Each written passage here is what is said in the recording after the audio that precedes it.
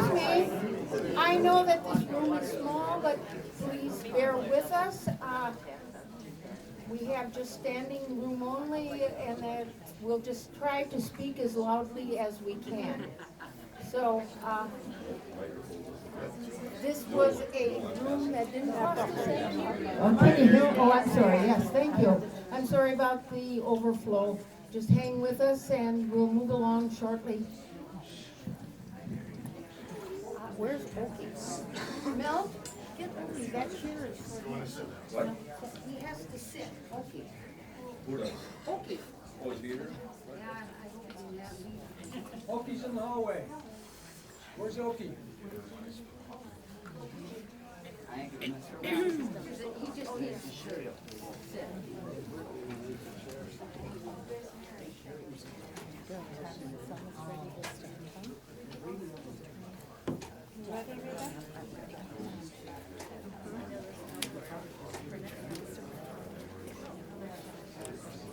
There's a seat here. Well, he may be one home.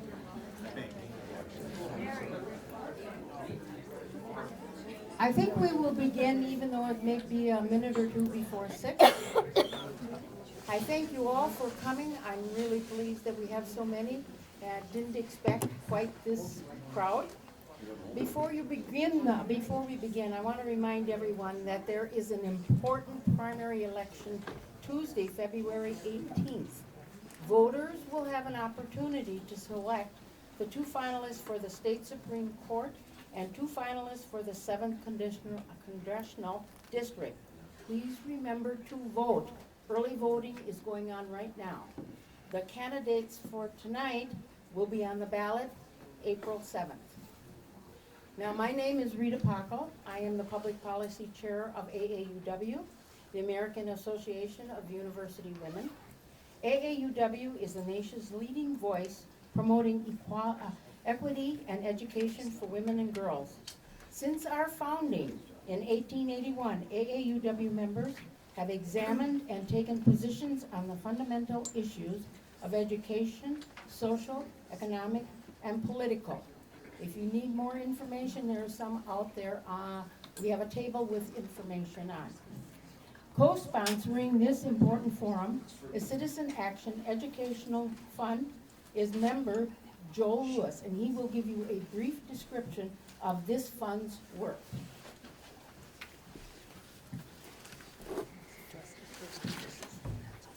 All right. Well, thank you, Rita, and thank you everyone who's attending. My name is Joel Lewis. I'm an organizer with Citizen Action of Wisconsin, and this is the Citizen Action of Wisconsin Educational Fund that's putting this on in cooperation with AAUW. Just real briefly, we work on elections at all levels, and we also do issue-based organizing. And we're membership funded, so our members have a lot of say over what we do and what we spend our time on. So if you're at all interested in citizen action and learning more, I will be available after the event today. Thank you, Joel. Our panel members are candidates Katie Rosenberg and Bob Milgate. Our moderator is AAUW and Citizen Action Educational Fund member Carolyn Makowski. Each of our candidates will give a 2-minute introduction of themselves. We have flipped the coin. I tried very hard. And so Bob will go first and Katie will go first in the closing.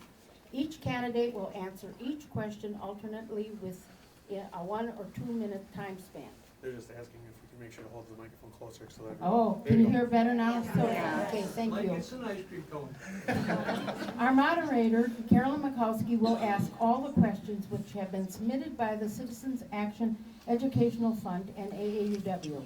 The questions center on these topics: city management, economic development, environment and climate change, and health of our community.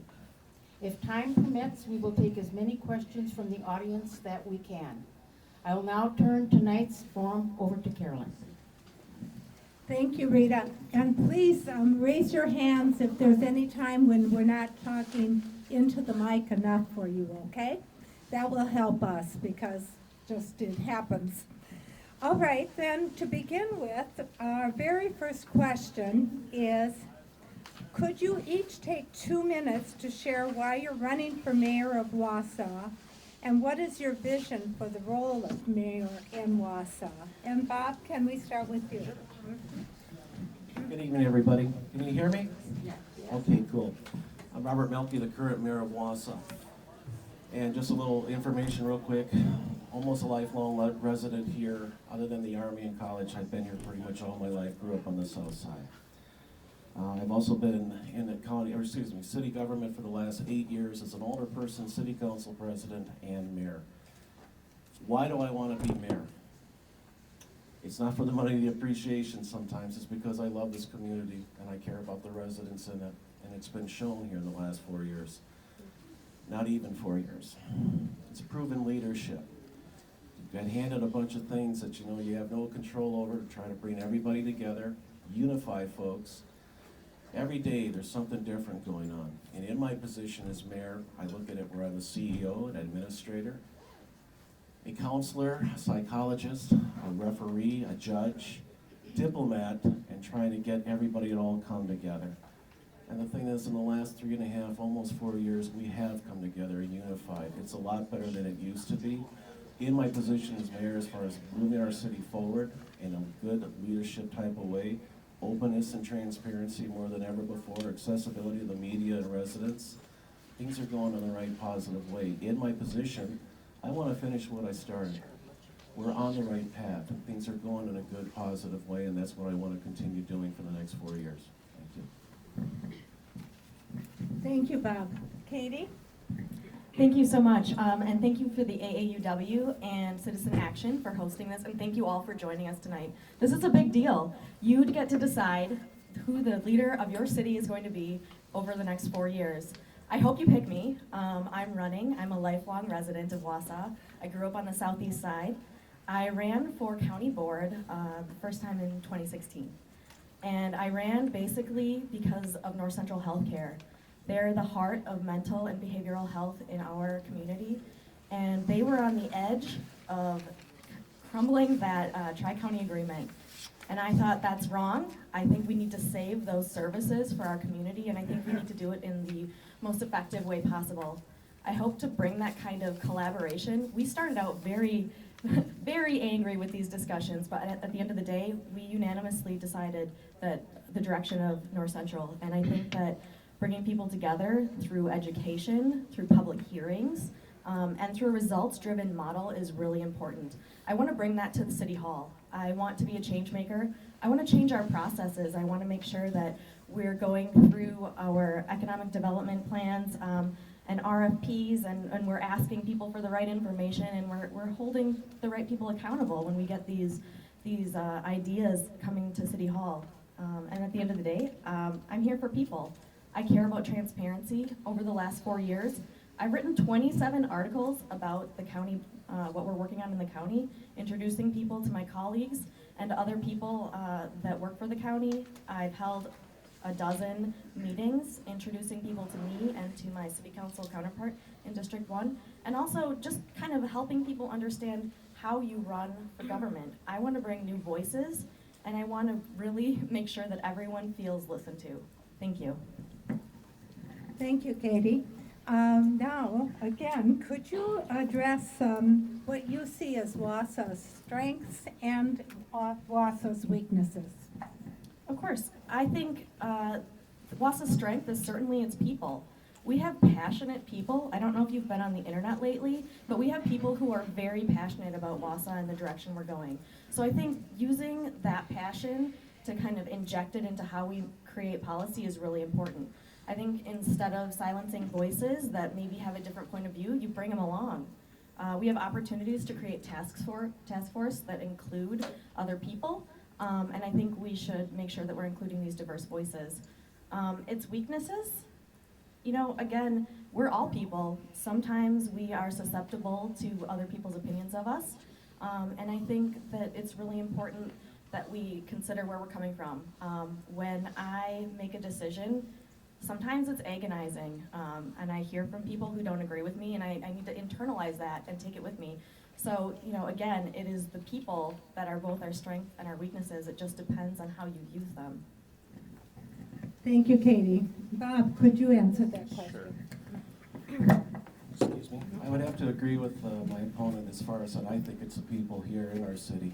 We're a very caring, very compassionate bunch. People care about one another, and that's the thing that I love about our city, and that's one of the good and best things about our city. As far as some weaknesses, there's always room for improvement. And over the last couple of years, we've really tried as far as bringing people together, unifying, again, listening to people and what they had to say, no matter who they are, what their background is. I've had it just recently where I had a CEO of a company and some of his board members in my office about a business possibly coming to Wausau. And an hour later, I had a homeless gentleman who was upset because he got ticketed as far as public urination behind a library and wanted to get a porta potty back there. My point is that I listen to everybody. My accessibility is unquestioned, and we've reached out to so many different people, and we'll continue to do so. It's better than it used to be. Other things that we could be working on, sometimes I wish we could come together a little bit more. There is a divide. We all know this at the national and the state level. I don't see it pronounced here in the city just yet, but I do see things happening that makes me kind of sad, because it shouldn't be that way. You should have the right to disagree or agree. And there's far more good than bad. Most people I deal with are wonderful, or at least reasonable and rational. And those that aren't, we still try to reach out and listen to them and what they have to say. And that's something we've done the last few years, and we'll continue to do so. Thank you very much, Bob. Now we're moving on to the city management category. And our first question is, what do you think the priorities of the mayor should be related to city services for its citizens? That is fire, police, public works, safety, etc. Bob? Well, part of the city services, that's why we pay taxes, and that's why we're very lucky here in the city of Wausau. And again, a few years ago, we did not have that mesh, if you want to call it that, where there was a breakdown in communication. Things at City Hall, frankly, weren't all that good, and it has changed in the last few years. Biggest reason being, myself, reaching out to the city council, reaching out to our employees and department heads, going out, and not just at City Hall, but all the different facets, police, fire, Department of Public Works, water, sewage, getting out there and meeting the department heads, meeting the employees, seeing what their job and missions are, and oh yeah, take a look at our infrastructure that's falling apart. The better communication with everybody, and we don't agree on everything all the time, but it's so much better than it used to be. There's far more respect. People do, for the most part, get along and work with one another. There is a better culture at City Hall, and that has been shown. The morale has definitely improved. And also better things as far as efficiency and procedures are being followed, and there's an accountability now. Now, in my style of management, I don't embarrass people. We have what we call teachable moments, but there has been accountability. There have been major changes, and that's why we're moving forward. Again, things are going in a good, positive way. Thank you, Bob. And Katie, do you need the question repeated? Priorities is Yes. what you're asking about. With city services. City services, right. So I happen to have here the thing that comes along with your property taxes, and it kind of divides out how we pay for things. And when I'm looking at this, it's, you know, you see the usual suspects. Police, really important, 23%. Fire, 14.5%. And then over here in capital services and debt, it says 21.75%. And that's what we're paying when it comes to debt service. And it's really important to note that this isn't a best practice. I was reading an article from Mayor Dave Cheslevich from Madison. He was criticizing his predecessor, Paul Soglin, and he said, you know, it's a best practice to have 12.5% of your operating budget going to debt service. And he was criticizing Paul Soglin because it was approaching 17%. So I think we really we got to get that under control so that we can find other places to spend that money. I mean, I went on a tour with Department of Public Works, and it's really apparent they need some help there. So I think if we can save ourselves some money there, we can spend it on other things. Carol, just do it. Could we get the candidates to stand? I think it would be easier Sure, for those that of we us who are can. seated to see them when they speak. Okay, are you comfortable standing each time? Okay, our next question then is, how do you see yourself working with Wausau's regional partners Schofield, Rothschild, Weston, and Marathon County as a whole, and all the other rural communities in our area. And this is about a 2-minute question. Well, I'm very happy to say that over the last 3.5 years, our relationships with the surrounding communities, with Marathon County, is the best it's ever been. I'm told this repeatedly by different supervisors, different administrators, different people in the surrounding villages. We can pick up a phone now and call one another. One of the things that I first inherited when I got in this position, the city was involved in 36 different lawsuits. I got it down to 4, and all they were was just property assessment based for 4 different businesses. Things have gotten better in that sense, to reach out and work with one another, to communicate with one another, be cooperative. We all have our turf. We all want to do our own thing. The other thing that we're trying to do right now, though, and just had a meeting today about it again, is a consolidation of city services with those around us in order to save money for our residents. And these talks couldn't have been done here just a few years ago. We were in a lawsuit with the Village of Maine for the longest time. I got that to end. And you know, the best thing is just to reach out and work with one another, to communicate. I have been told the relationships with the city is the best it's ever been. And a lot of that is just sitting there listening and just hearing what others have to say. You don't have to agree on everything, but to try to work with one another and find a common solution for all of us to get involved and try to find a better solution for our residents. Thank you, Bob. Katie? Thank you very much. I am passionate about ensuring that we partner with our municipal government partners. Marathon County, it's such a big opportunity. We have opportunities to look at healthcare. We have opportunities to look at some of the HR services. There are a lot of different opportunities to consolidate and find economies of scale. And I think that's really the important part. I know that even before I decided I was going to run for mayor, I started showing up at city council meetings. I've actually shown up at city council meetings over the last 22 years. So it isn't new for me. The only meeting I recall our mayor showing up to is a meeting when we were talking about the vehicle registration tax, and he asked the county to give him part of it. And that's actually not allowed via state statute. So it's one of those things where you have to show up and continually have those conversations before the meetings, after the meetings, maybe making public comments. So I think it's really important that we show up for each other and find those economies of scale. Thank you, Katie. Our next questions are going to deal with economic development in the Wausau area. Katie, what do you see as the major economic development issues for Wausau? Please talk about these economic development issues and the role of the city government. Some of the examples, obviously, are the River District, the mall property, and so on. So this is a 2-minute question. Thank you very much. This is probably the question I'm asked most about when I'm out knocking on doors. It is critical that the projects we're working on right now succeed. You're not going to see me out there saying I'm anti-development, that I want to see these things fail. It's critical to our community that they succeed. What's really important to me, though, is that we're following the right process. I'd like to see a change in our economic development process. Frankly, I think we have some of our starters on the bench when it comes to our economic development team. I think we should have planning at the heart of everything that we do. These guys are hungry to help us make the right decisions and help other businesses make the right decisions for Wausau and that urban planning element. I would like to see a couple of changes to the RFP process. We're putting out RFPs and getting 1, maybe 2 responses, and that's a stark difference than what we saw at the county when we put North Central Healthcare out for an RFP. We had over 7 responses to that, and we were able to pick and choose, and we had criteria that we decided on. I think it's hard to even follow a criteria if you're only getting 1 or 2 bids. I guess the last thing is I really want to make sure we're crossing all our T's and dotting our I's when it comes to these development agreements. I've seen the council voting on terms, but not the agreements. And at the end of the day, that's the power you have as a policy board, is to vote on those development agreements. So we need to make sure that we're seeing those and they're right out there in public for everyone. Would you like me to repeat the question? Sure. Okay. I pretty much know it, but just for the Okay. sake of argument. Okay, what do you see as the major economic development issues for Wausau?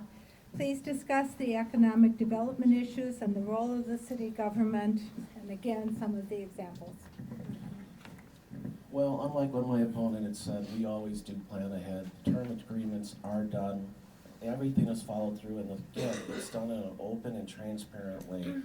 One thing we brought back is that accessibility. Everything is filmed live. People can see what's going on. When we have our planning and our discussions and things like that going on, we look at the return on our investments. We look at the future. Economic development is the thing that's gonna make our city go. If we don't do it, we're gonna die. It's as simple as that. You could look at surrounding communities that haven't done economic development or not the way that you wanna get it done. And we've got a record going on right now as far as historic and record economic development and growth. In the last in the last 3 years, there's been over $350 million invested in the city of Wausau. We're going in the right path in that sense as far as different things happening. Economic development is the engine that's gonna make our city go. That's the reason why we keep doing what we're doing. And things are brought out in the open. RFP process, we discuss that, we put it out there. Others that are interested, they put in their bid. Others that aren't, I can't control that. But the thing is, it's a lot better than it used to be. It's more open and transparent, and it has been very successful. But this is for the future of our city, that we do this economic development, TIF financing, etc. We're no different than any other city in Wisconsin. We just happen to be more successful about it here in the last few years than ever before.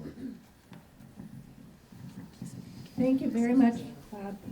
Now our next question is, Wausau is experiencing record-breaking economic growth, yet our median income and wages are falling while mean income rises. Our poverty rate exceeds the state's average. As a public servant charged with supporting the needs of all citizens from all economic backgrounds, what is your plan for addressing this economic inequality? Bob? There's only so much that the government can do. We cannot force the private sector to increase their wages. That said, we are always talking with the private sector as far as what can we do to make things better to increase the standard of living for all of our residents. That's talks that we have all the time. The government can reach out to a certain extent, but we cannot force people to do that. It's just not the government's role. When we bring things forward to the state government, try to get encouragement from them as far as some type of help or economic encouragement, if you will, for different employers. That's one of the things we try to do as far as bringing things here to Wausau, trying to make sure that when we do economic development, a return on investment, seeing what the jobs will be, how much they will pay, if they fall in that median line. I have been told at the city of Wausau, some of our wages are coming up. Just yesterday, we made an announcement that here in the city of Wausau, as far as we're leading the state, again, as far as parity with women and males, as far as their pay, the quality is there. Thank you very much. Katie, would you like me to repeat the question? Okay. Wausau is experiencing record-breaking economic growth, and yet there are some issues in our community. As a public servant, charged with supporting the needs of all citizens from all economic backgrounds, what is your plan for addressing this economic inequality? Thank you. Good question. This is actually a question that was asked right away at my kickoff. Gentleman that asked it is in the audience tonight, so I'm pleased that we can talk about this. I think number one, it's about access. We really have to ensure that the people who maybe don't have the means right now have access to their jobs. I talked to the transit director last year about bus service, and he had a study from Job Service, and it said that only 24% of the available jobs were available via the bus. So that means that you have a giant majority of jobs that are open and available that people without a car can't reach. So I think when I'm thinking about this, we really need to consider how we get people to and from. We're moving some of these good-paying jobs out of the downtown area accessible by bus. We're moving them out to the west. So maybe we need to consider how we're getting people to and from. Maybe we need to consider how these people can actually access any kind of department store or Walmart or something. We need a pilot program to get people to and from places where they can buy necessities for their families. And I think at the end of the day, we don't know everything. I don't know everything. I think it's a topic that's of enough interest that maybe we need to consider bringing in an expert. One of the people that keeps coming up over and over again is Dr. Donna Beagle, and she approached poverty in Traverse City, Michigan in an interesting way, and she actually calls it a cure for poverty. So I think bringing in experts who understand the issue and can help us drive policy is really going to be key to our success here. Thank you very much. Our next questions relate to the environment and climate change. Katie, there is a growing concern about climate change. What is your plan to help the city address climate change challenges? We have to commit to this. I think that it's important that when we're talking about new developments, especially city office buildings or maybe the new fire department, we need to look at what it takes to make these things sustainable. I know that it's a little bit more expensive, but there are programs that we can look into. There are cooperatives that want to help. There are businesses that want to give us that opportunity. There are foundations that would help us get solar panels or considering different alternatives. When we look at our fleets, what are we doing? Are they fuel efficient? At the library, I'm on the library board, we save thousands of dollars a month just because we changed the light bulbs. So it's little steps, but we can use that to be more efficient. Bob, would you like it? Okay. Well, I'm proud to say one of the committees that I've created was the Sustainability and Accessibility Commission. It's the first one in the city of Wausau. And some of the things that we've talked about, I do believe climate change is real. You gotta listen to the scientists, and it's a fact. That's just how I feel. I'm sure I'll get beat up for it, but just the same, I think it's real. As far as different things that the city has done, we have tried different things, be it with the new fire station as far as solar. We couldn't get the right return on our investment. It would have taken 28 years. We've also tried to look at other facilities as far as City Hall itself. Unfortunately, because the buildings are so old and the infrastructure is kind of crumbling, it won't support solar panels. We've looked into this. I've actually had a group from Red Wing, Minnesota, and also down around Madison, Mount Horeb, who had come up and made presentations as far as what they did with their solar energy and their power. And the good news was they had private investors. Up here, it's kind of tough to find people to invest as far as that in our future. Sustainability, everything going on as far as nature and everything like that, we can see what's happening. We do see more storms, et cetera, and more severity. The thing is, how do you address that? I don't have the answer on that, but the thing is, we really have tried as far as bringing forth different things and different proposals as far as solar, wind, everything. And the thing is, it's something that's still being worked on. It's something that hadn't been started before and has been in the last 3 years, and that committee is going strong. And we've also brought forward as far as kind of sustainability, bringing up as far as climate change for bills to be brought forward to Congress to be approved. It's largely symbolic, but it's just one of those things to show that the city of Wausau stands behind it. Thank you very much, Bob. Our next question in that category of our climate change. Could you, Bob, please talk about the city's role in addressing environmental contamination, identification, remediation, and working with local environmental groups? Well, this is something that we tried to do here in the last couple of years more than ever before. And we do have contaminated soil. We do have different areas around the city that were done 70, 80 years ago. And the city has listened to residents as far as trying to get things cleaned up and things done in a proper manner.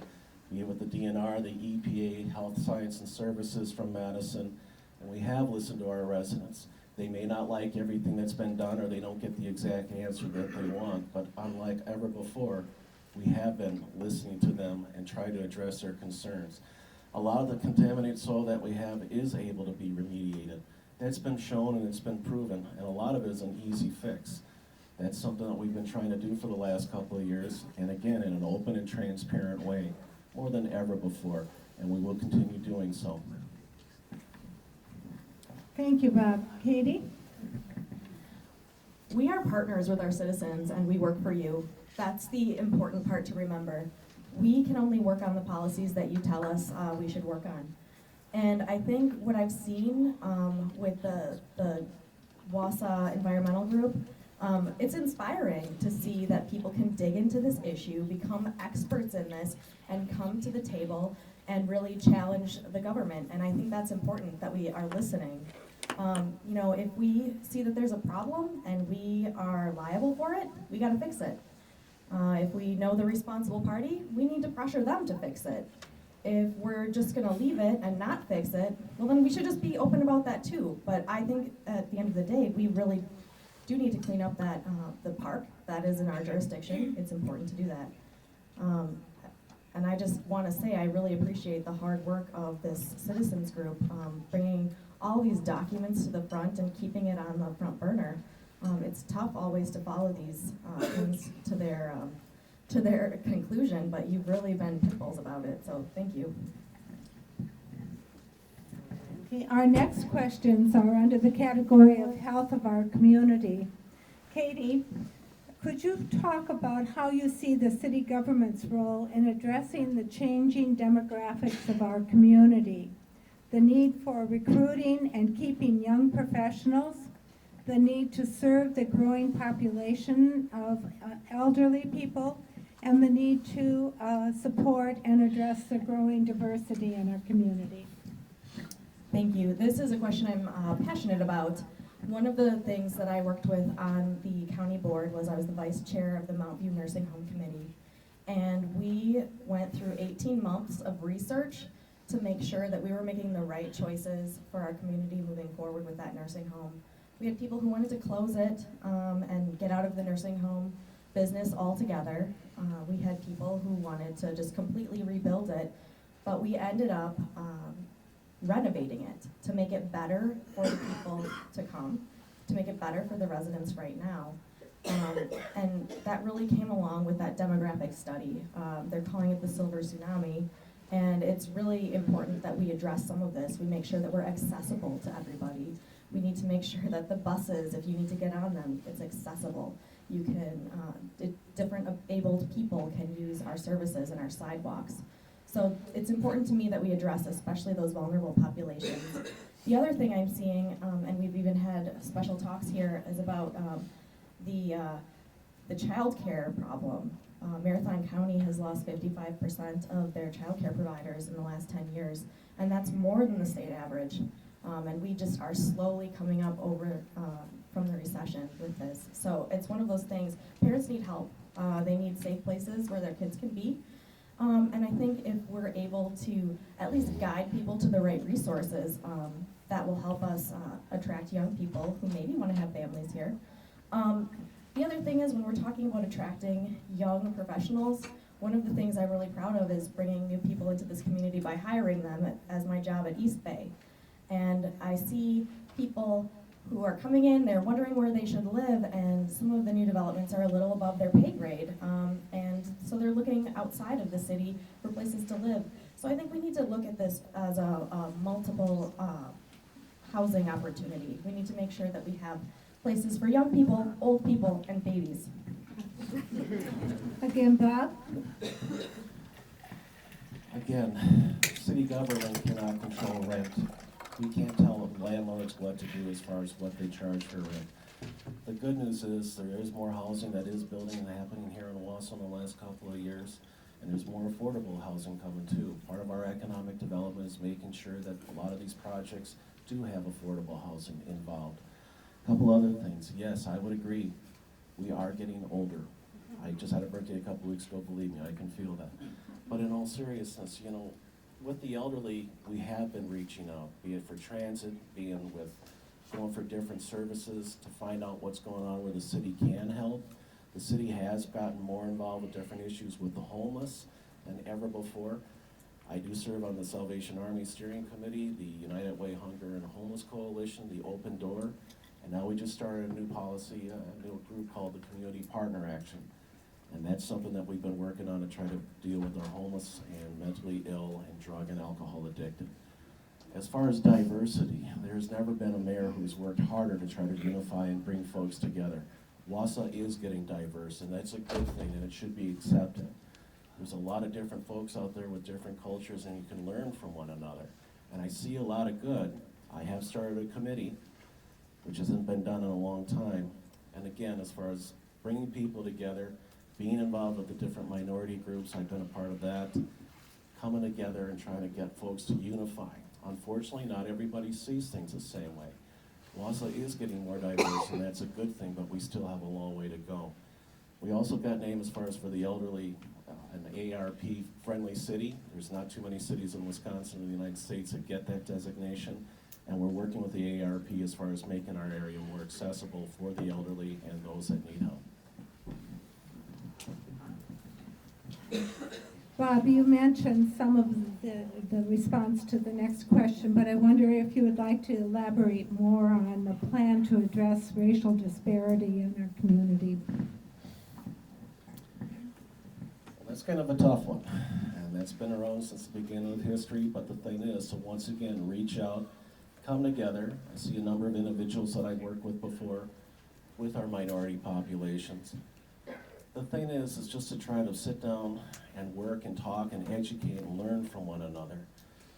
You know, I don't have all the answers for that, but we've certainly been trying here in the last couple of years, probably more than ever before, and it can be seen. And you know, we're going to continue doing what we have been doing and trying to make things better for all of us. I want to make it where Wausau is welcome to everybody. And I don't care what your background is. If you're here and you're nice to me, that's good enough. Everybody should feel welcome and feel safe here in the city of Wausau, and that's something we're going to continue to do. Thank you. Katie, would you like to take that on? Thank you. We need to make space for other voices. It's clear to me after last week's life report, there was a really great panel of a group of people who were from representing different communities here, talking about how they didn't feel welcome, how people talked down to them, how they were scared for their families and the people they love because of how they were treated. So first of all, we need to make sure that we're treating people the way we want to be treated at all public meetings. We need to make sure that we're polite. We need to make sure that we're addressing problems as they come up. We need to make sure that we're making space for those voices that maybe are saying things that are really hard to hear. I had at the life report last week, I was talking to our Aging and Disability Resources Director, Jonette Arms, and I said, man, you know, I'm glad I was sitting in the corner during this panel because it kind of made me tear up. And she said, Katie, you know what that is? And I'm like, what is it? She said, white guilt. And it was shocking for her to say that to me, but you know, sometimes you need to hear it. You need to make space to reflect on how you're reacting to things. Thank you, Katie. Again, we've touched a little on the next topic, but the issue of homelessness has been brought to the forefront this past year with the passing of the loitering ordinance. What role should the city play in working with the homeless population? Katie? Right. This is a controversial issue, and it feels like maybe it shouldn't be. We all want a safe, warm place for people to live and grow here. And you know, not everybody has the means.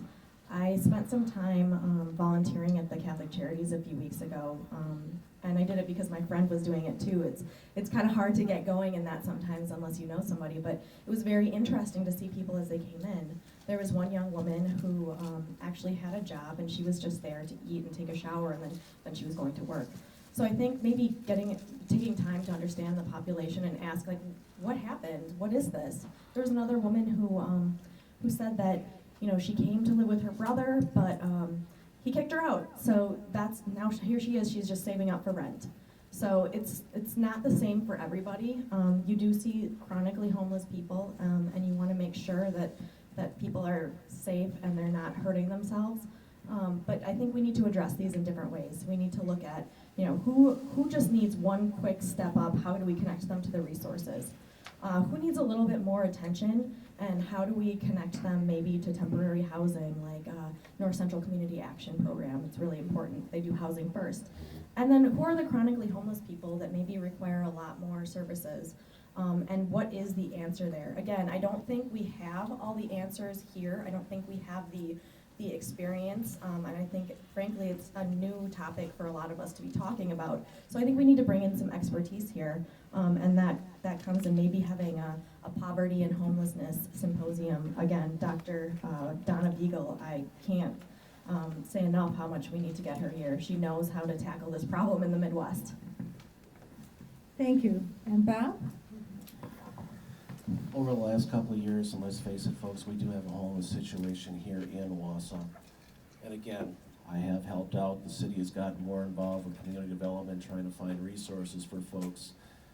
And to follow up with what Katie said, there is no easy answer, but we do have a situation that is getting worse. But it has been being addressed by the city. Several years ago, I had Joe Volk, he's the state executive director for the Wisconsin Homeless Coalition up, and he said Wausau came and gave a speech and a presentation to our city council, and he said, this is cool, no other city in Wisconsin other than Milwaukee has done this. There are no easy answers. I know I've been a part of the point in time count, that's 8 times as far as going out, counting our homeless folks, and talking with them and finding out, and like Katie said, every situation is different. There is no quick, easy fix.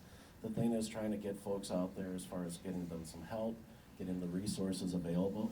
Our police department does wonderful with helping folks. Right now, we're in the middle of a situation as far as with the Homeless Coalition, where we're trying to find solutions. A group of community leaders, myself, the police chief, trying to find different solutions, if you will. It's not gonna be something that's gonna be solved overnight. This is a situation that is affecting our city and affecting other cities as well. One of the biggest things that pains me at night coming home from City Hall, it's a cold January or February night, and I know there's people underneath the bridge. And I've been underneath there. If you were to see it, it would be shocking. I don't have the answers, though. You cannot force people to do treatment or do whatever if they're not inclined to do so. You can't change human behavior. The thing is to try to reach out to as many people as possible and help as many as possible if they want the help. And we will continue to do that. And again, the city has really tried to help out the last couple of years. Thank you. And Bob, I'm going to have you stand up again. There are also Just getting major comfortable. obstacles for the disabled citizens of Wausau, including accessibility, safety, and lack of transportation. What is the city's responsibility and role in tackling these issues? A good community takes care of those in need, and we do have folks that need help as far as accessibility. Transit has really been an issue, and it has been something that we've been trying to push. This has been a main priority, if you will, of myself and the city council here for the last couple of years. And unfortunately, it is getting tougher because the surrounding communities, though we do try as far as consolidation of services and to let folks know that transit is there, there doesn't seem to be a lot of interest involved. Different things going on, you know, and I just drew a blank, I'm so sorry. The thing is, as far as with transit, as far as helping others with services, that's something that the city has been at the forefront for the last couple of years. Accessibility as far as folks getting around. We try to get out there right away as far as plowing, shoveling sidewalks and intersections. And, you know, sometimes when it snows 2 or 3 days in a row, it's kind of tough, but it does get done. Stuff like that, the city does take care of those in need. The city does take care of those that are less fortunate, and we will continue to do so. Thank you. Thank you.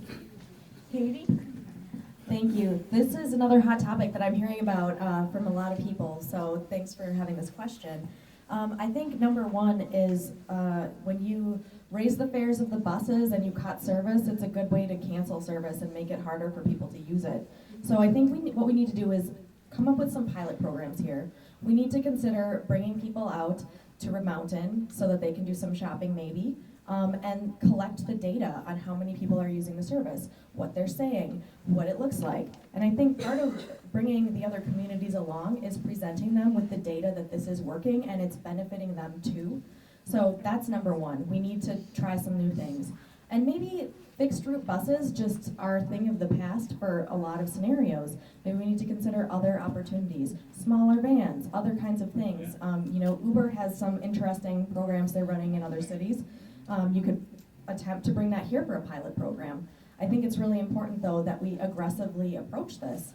I think that we can't just sit back and call ourselves victims of these other communities when it's our service that we care about that we need to do.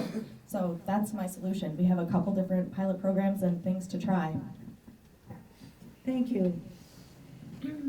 We've talked about transportation a bit throughout. And Katie, we know there is a need for transportation in the greater Wausau area. We know there are groups working on this issue. What is the status of the groups? And can you share your perspective on this issue and probably add a little more to what you've already said? I guess the transportation groups specifically, as a member of the county board, we have a transportation coordinating committee. We talk about how to ensure people are getting to and from appointments. Some of the things that are challenging there is that they don't cover social visits, and everybody deserves a chance to go visit with their friends or maybe see a movie or something. So I think maybe addressing this in a different way and finding different ways to fund. But yeah, transportation, again, I don't know how else to expand on this other than we need to try some new things, and even if it's just for a year, a pilot program while we gather that data and bring other communities along. I think they would be interested in what we're finding. Bob?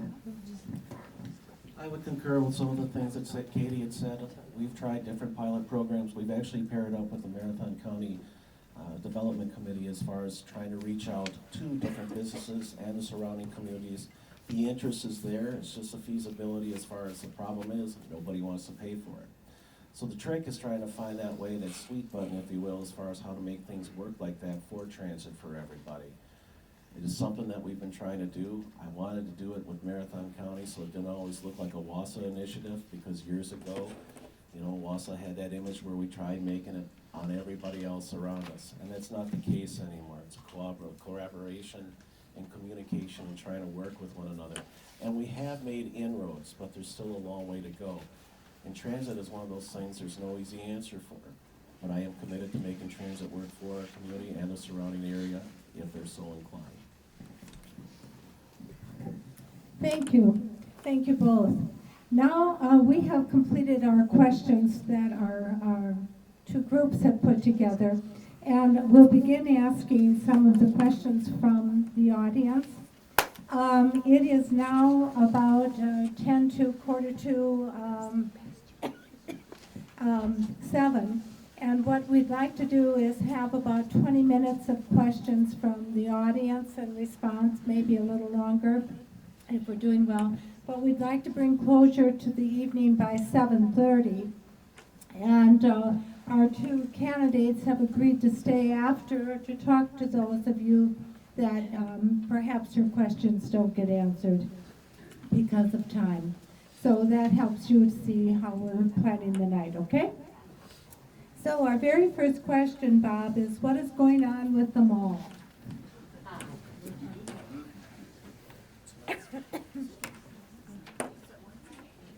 Pardon? Yes. I'm sure I can answer this in a minute. What's going on with the mall is there's local control now. Two foundations came forward. They did partner up with the city as far as funding. We got a $12 million building for $3 million. The building itself is still very viable, very feasible for the future. What the private enterprise is doing as far as Wausau Opportunity Zone, what they're doing is bringing folks together as far as architects and planners. This is going to be a long-term project to get done correctly. It took a long time for the mall to follow as it has.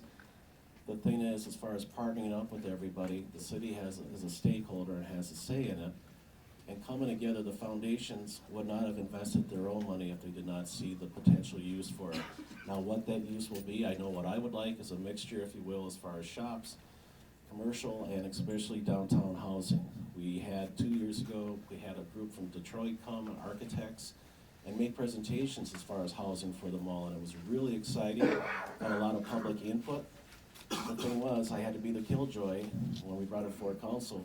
Who's going to pay for it? Because the city couldn't. The thing is, now we're moving forward. We have a plan. It's going to take time, though, to get things going. But there's good news coming. It's local control. Thank you. And Katie, your thoughts on the mall? Sure. Well, I also saw that press release today that they closed down the mall. So first of all, thank you to the foundations that generously donated to help this. And I think part of understanding what's going on with the mall is understanding what went on with the mall. I feel like maybe the foundations came together and came to the city with a plan because they saw that the city didn't have a plan. So I think it's important to recognize that we need to work on these things as part of a greater strategy when it comes to economic development. It's really great that we have that great support from our community, but we really need to be the drivers with our planning.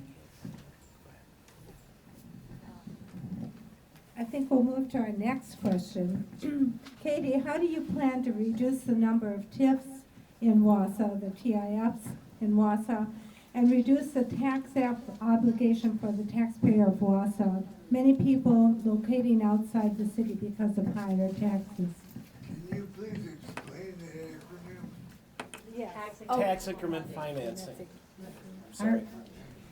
All right, so this is the topic. Probably the second most asked question when I'm knocking on doors is about tax increment financing and the money that we're putting for these projects. So I think it's important to recognize that the city has taken on $121 million in debt. And part of lowering taxes is tackling that. Like I said before, that 21.75% that's going to debt and capital services, it's important to recognize that that's happening and not just say that it's not. So understanding that and planning for the future, we need to systematically look at these TIFs, think about how we can get the most out of them, how we should close them, some of them. I'm not saying never use them, but I think it's really important to recognize that we can't continue on this way forever. Having a 37-year-old open TIF isn't right for the city, and it's not a best practice. So I think when I'm thinking about economic development and use of these tools, it's a really important tool, right? It's helped us develop some things, but it's not the only tool that the city has. And I think we need to start directing people towards other funding sources. Part of that, again, maybe we need to sell some of the properties that we own, put them up for sale instead of RFPs. Maybe we need to ensure that we're planning for the future with these, with our economic development, with our actual planning department, and not just looking at how do we spend more money. Thank you. Bob? Tax increment districts is a way for the city and just every other city to use as far as building economic development for the future. For the record, a couple different things. First off, we own less property now in the city of Wausau than ever before. I've been trying to get rid of it where we don't become a landlord. The $120 million that she had mentioned, the majority of that is for our infrastructure. It's not for TIF financing. There are projects out there for TIF financing. We're closing TIF districts down. We have TIF number 5 being closed here pretty soon. There's others coming up on the horizon here in the next 2 to 3 years. And that's something we're going to continue doing as far as shutting down TIFs, if you want to call it that. It is a good increment and good tool to try to build the future of your city as far as economic development. The thing is, you got to find out which TIFs are worthwhile, what are we getting back in our return on investment. The thing is, in the last few years, we've been really cognizant of that, and we are moving forward as far as shutting TIFs down. It's got to be a worthwhile project, first off. I think people would be really surprised at the things that we say no to.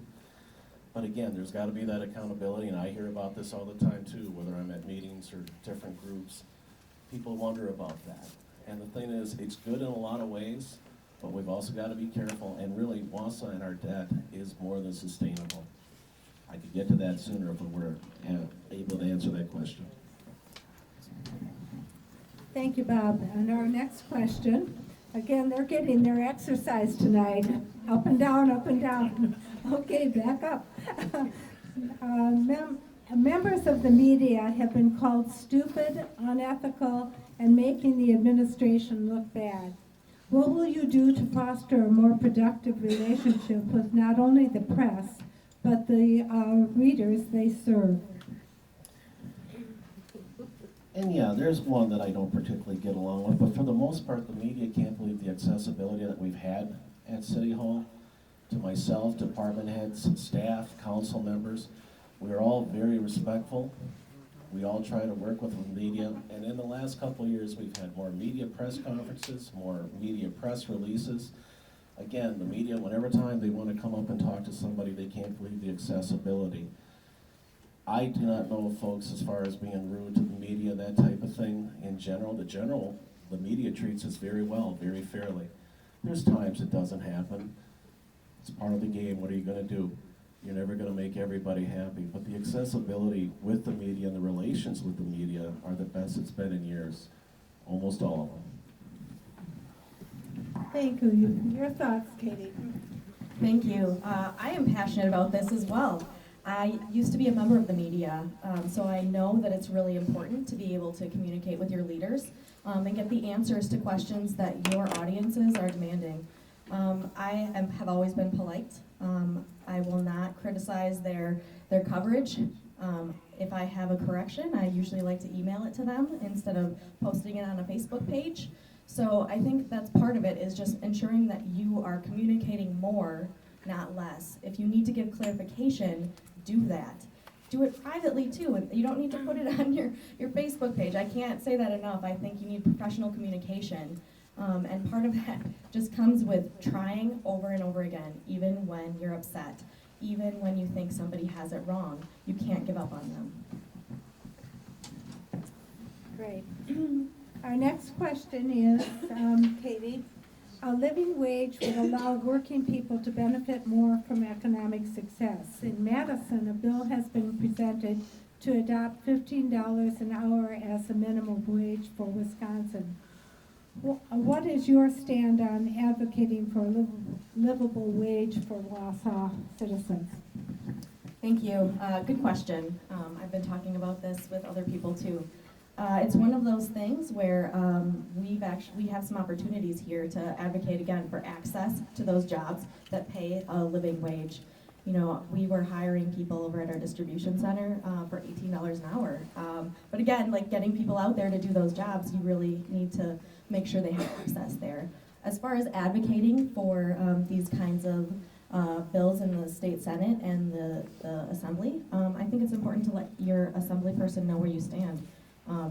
Do you want your city government to be a vehicle for us to advocate for a living wage? If that's the case, show up and let's talk about it. Let's put it on the agenda. That's what the Citizens Climate Lobby did, and they got the city council to put the cap and dividend right on their resolution. So it's one of those things, we need a critical mass in order to get this going. Obviously, I support living wage jobs being created here in our city in an accessible way for people. Not just created, but a minimum wage, like, meaning that everywhere has to pay their wage, like, not just one or two jobs that only certain folks get, you know? Thank you. Bob, do you want to respond? Well, obviously, we advocate for a livable wage with the city with new jobs coming in, and we have led the state as far as job creation and also wage growth that's been recognized by both the federal government, the U.S. Bureau of Labor Statistics. We've also been recognized by the State Board of Revenue as the best city in Wisconsin for such things. But there's some things that we can't do. And I'm not sure, you know, I would advocate always for a livable wage. It should be fair. I don't know if the market would allow that to be dictated. You know, again, there's only so much that city government or government in general can do. Now, we, of course, could go out there and advocate for it, which we have. But again, we cannot make the private sector do something. Now, as far as legislation, I guess we could support something like that as far as it coming forward, because it would be the right thing to do. Thank you, Bob. Bob, as a male mayor, and Katie as a female mayor,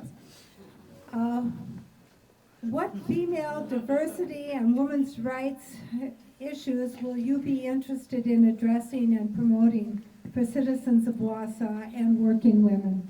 And I would say all women. I would agree with that. And, you know, we've already tried doing different things as far as human sex trafficking, trying to get that solved, if you want to call it that. But as far as for minorities, women, and equality, we've already been working on that the last couple of years, and we will continue to do so. There's different things that can be done. There's different things that can't be done. A lot of this has got to be a partnership between the private sector and the city government. And we are on that way as far as different things going on. The problem is, again, we can't force private sector to do some things. It's got to be on a mutual type of agreement, if you will, but it is something that we do support and something that we are moving forward with. Katie, your thoughts? Thank you. I think this goes along with the diversity question. We really do need to lift women's voices. It's really important that we hear from women and all people, but women tend to not run for office as much. They tend to need to be asked more. That's one of those things that I have been passionate about, and I've tried to get my friends to run because they're passionate about these issues. So elevating their voices, echoing what they're saying, allowing them to speak, not laughing when they're talking, making sure that people can hear what they're saying is really important. Thank you. And Katie, we also have, our next topic is the jail overcrowding issues. And do you have any ideas or solutions related to that? Well, something interesting happened over the last term. It was the crisis we had at the jail. It meant that we had to clear out whole cell blocks, and that created a crisis, but also an opportunity. Some of the things that we did not require any policy. We put more people out on electronic monitoring, for instance, that maybe didn't need to come back for Huber. So I think looking at policy in that way is really important. And we've seen that it worked. We didn't see any increase. So I guess understanding what is the root cause here, making sure that we're putting people who have addictions into not in jail, but giving them the opportunity to get better is another part of that solution. I'm not sure exactly how the city has interacted with the jail other than the police officers bringing people to the jail. So obviously it's an issue for all of us. They need to make sure that they have a place to put people that are really a danger, but ensuring that the people that can be out are out.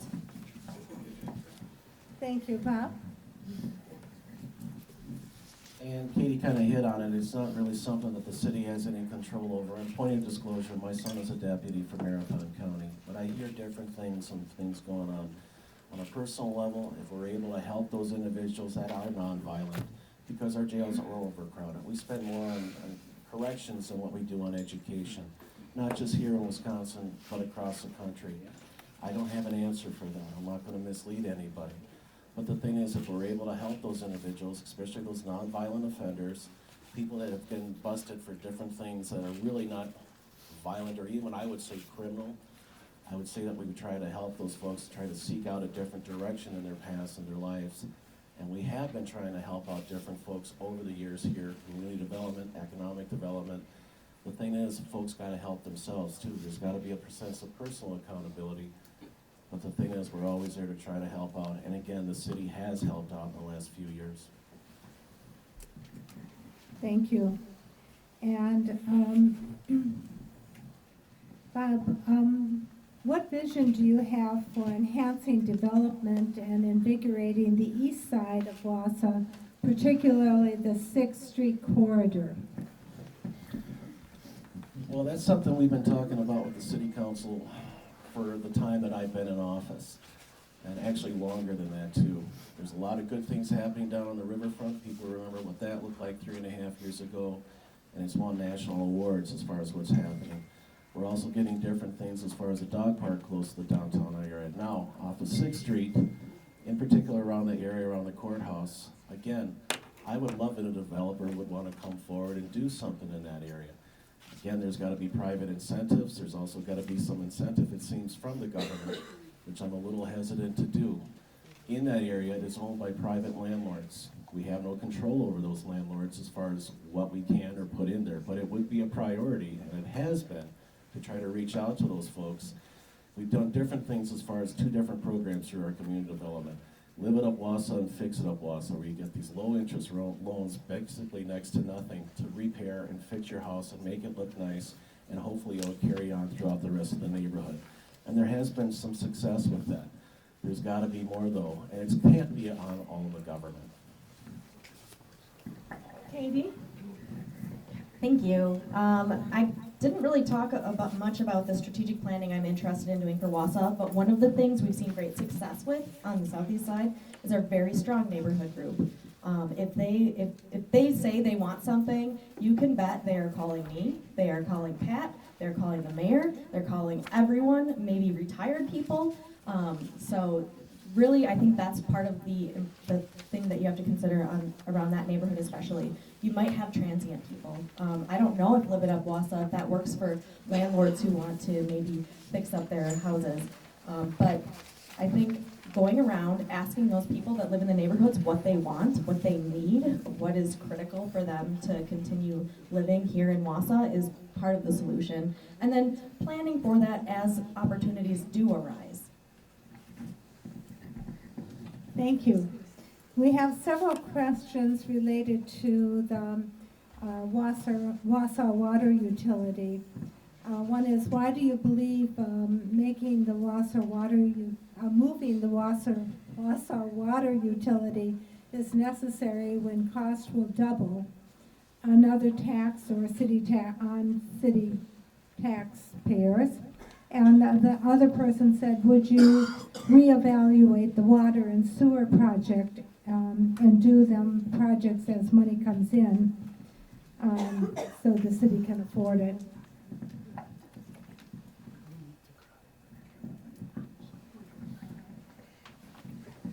Okay, so I do think this is a project that's worth looking at reevaluating.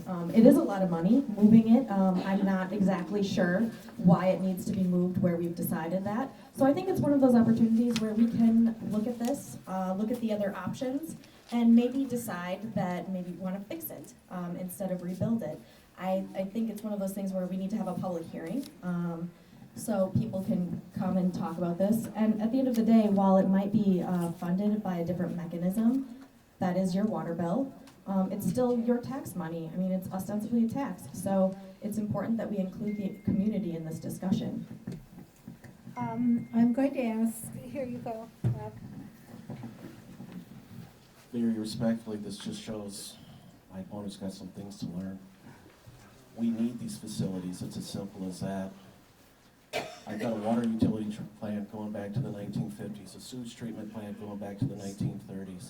I've got pipes and water sewers that are over 100 years old. We all use the roads and they're constantly being maintained. None of this stuff is nice or built that way to look nice. None of it is sexy as glamorous, but we all use the water and sewage, we all use the roads, and this stuff needs to be updated and paid for. Some of it has just gotten to the point where it actually needs to be replaced. Now you're talking about as far as down on the riverfront, and why that is being moved. 5 of our city wells are at that new location. We've had numerous public hearings, media requests, answered the media, talked to different individuals, and it's been an education. Had several meetings out at the TAC as far as for the residents of that area to see what would be happening, and they bought into it. They understand the reason why. With the economic development and growth that we've had in the last 3 years of over $350 million and interest rates next to nothing, now's the time to get this done. That's called courage. It's called leadership. I don't do it because it's the right, it's going to be great. It's the right thing to do, and it's a responsible thing to do, and this stuff does not last forever. And sometimes I know people don't want to pay for it, they don't want to think about it, but a lot of our infrastructure, and we're on our own to getting it fixed. We're moving that from the riverfront because right now we can't expand in that location. The DNR with their ordinances and compliance issues, if we keep going like we are, within a short time, we can't build there. You also don't put a chemical plant 100 feet away from your drinking supply. That is opening up down on the riverfront, and there's a reason why these projects are being done. Infrastructure needs to be replaced, folks, and it needs to be paid for, and now is the time to do it. Thank you both. We are going to have Joel Lewis would like to share some information, and then we will have one more closing question. And once again, our candidates have agreed to stay after in case you'd like to visit with them. Thank you, Carolyn. So we might not have been able to get to every question that was submitted. However, they're going to continue to ask the candidates after the event is over and put the answers to those questions on the AAUW Facebook page. So that will, if there was a question that you really hoped was asked but wasn't, that'll be one way for you to see that. Also, I'd like to lift up Wausau City Access. David Dickinson has been here live streaming this event, and you should be able to go to the city's website and see this later on or share it with your friends if you'd like. So I just wanted to make sure everyone was aware of that. Thank you, Joel. Okay, our last question, it sounds like a job interview question, and let's see, I think it's Katie's turn to go first. Why do you feel you are the best candidate for the mayor for the city of Wausau? Thank you very much. I'm running for mayor because I want to be a change maker. I do have things to learn, and I think we all do, but I do think part of that is understanding the data that's behind what we're doing. Growing our water plant, when we haven't seen growth in the city population 7 of the last 8 years, again, that's something that I'd like to consider. I'm not running to go with business as usual. If you elect me, you can expect me to lead a team at City Hall towards a results-driven model. I think that's really important. I would like to make sure that everybody understands how they play on our team, and I'd like to make sure that we have the starters in. I think when we put our results-driven model as a priority, that return on public investment of the dollar will be very obvious to you, and I think I'd like to show it to you. I'd like to make sure that you understand our budget. I know that when I look at our budget, I don't always understand what is the total of it because it's not written there. I think at the end of the day, nice isn't enough.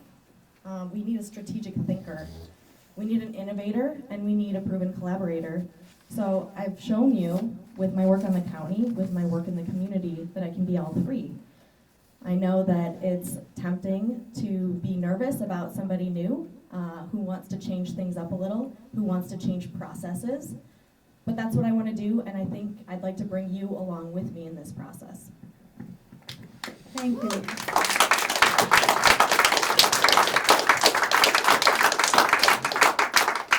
Well, I didn't want to be Wausau's mayor and continue because I love it. There's days it could be a challenge, but there isn't a day that I would feel very honored and humbled to be in this position. Since 2016, when I came into office, folks remember how things were a few years ago. The culture at City Hall was not good. It was toxic. It was actually exhausting. And it was embarrassing.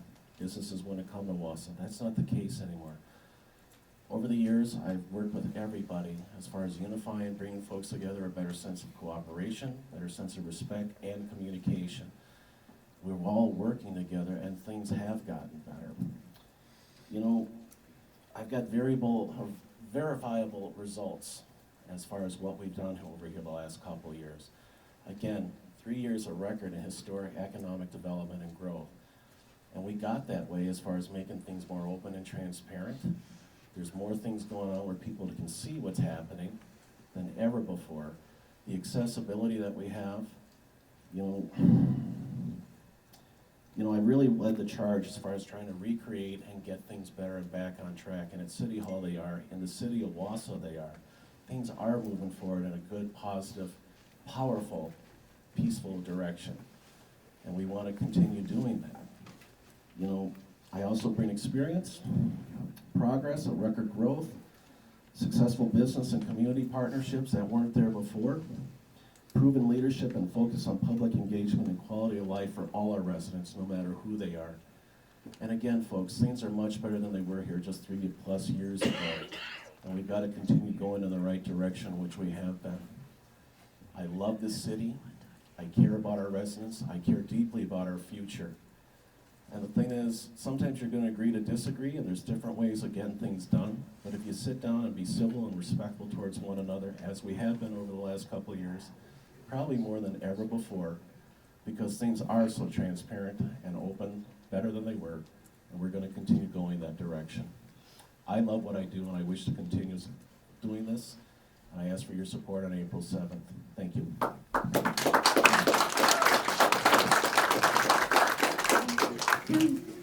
To bring closure, we would like to thank you all for attending tonight. We'd like to thank our candidates for sharing their views, very much so, Bob and Katie.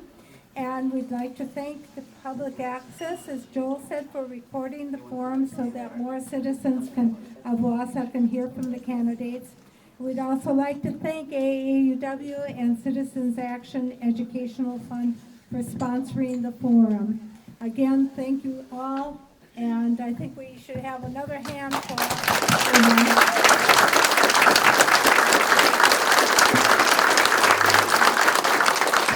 Again, our two candidates will stay, and you can then come and talk with them